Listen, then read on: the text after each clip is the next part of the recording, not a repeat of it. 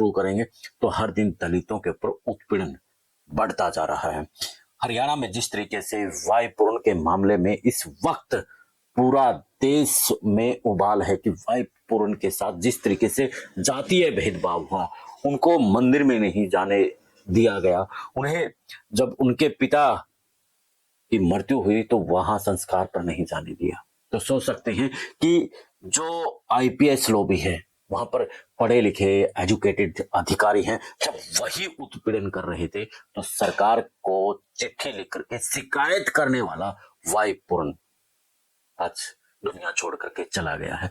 कितना मुश्किल होगा जब उन्होंने साइलेंट यानी कि पहले तो सुसाइड नोट लिख रहा था और उसके बाद अपनी रिवॉल्वर से वो अपनी जिंदगी खत्म कर लेता है। बड़ा मुश्किल है।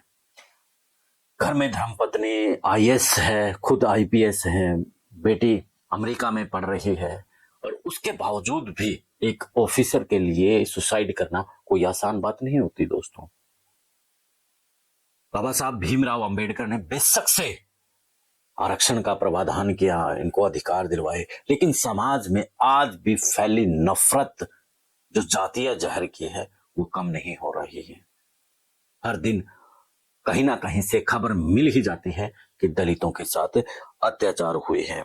तो हरियाणा में जिस तरीके से 2 सांसद हैं और इसके साथ 8 और 9 यानी कि 8 जो विधायक हैं वो बीजेपी के पास है और 9 जो विधायक हैं वो कांग्रेस के पास है। टोटल 17 एमएलए बनते हैं और इस वक्त कांग्रेस के साथ में जो बीजेपी के दलित विधायक है ना, जो जनप्रतिनिधि हैं, उनकी खामोशी कहीं ना कहीं ये बयां कर रही है कि वो या तो डरे हैं या फिर वो सत्ता के साथ में बैठ करके और वो मलाई चाटने में व्यस्त हैं। वो नहीं चाहते कि वो सत्ता के खिलाफ बोले, लेकिन सत्ता के खिलाफ तो बोलना पड़ेगा क्योंकि जिस समाज ने उन्हें जनप्रतिनिधि बनाया है, आगे फिर चुनाव होंगे, साइड में वो कर देंगे।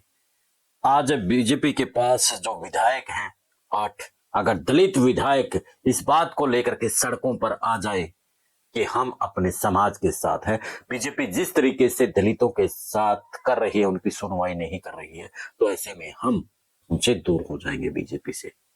तो देखना दिलचस्प रहेगा इस वक्त कि जो बीजेपी में बैठे विधायक हैं चाहे सांसद हैं, वो अपने वर्ग के साथ खड़े होते हैं या फिर नहीं खड़े होते हैं। अगर नहीं खड़े होते हैं तो दलित समाज क्या निर्णय लेगा? क्या वो वाई पूर्ण के लिए इस्तीफा देंगे? ये भी इस वक्त दलित समाज में बात चली हुई है। अगर वो इस्तीफा दे देते हैं तो दलितों के अंदर एक बड़ी क्रांति होगी। कहने का मतलब कि आगे से दलितों को इग्नोर करना सरकार के लिए सोचने पर मजबूर करने वाला फिर वो होगा। यानी कि अब जो मेन गेंद पाले में है वो विधायकों के पाले में है। अगर वो इस्तीफा देने की धमकी भी दे देते हैं ना तो सरकार को सोचना पड़ेगा। तो ऐसे में क्या लगता है कि वो इस्तीफा देने की धमकी देंगे, इस्तीफा देंगे? कमेंट में जरूर बताना। चैनल को फॉलो शेयर और सब्सक्राइब कर लेना। मिलते हैं फिर एक नए मुद्दे, एक नए विश्लेषण के साथ। जय हिंद, जय भारत, जय हरियाणा।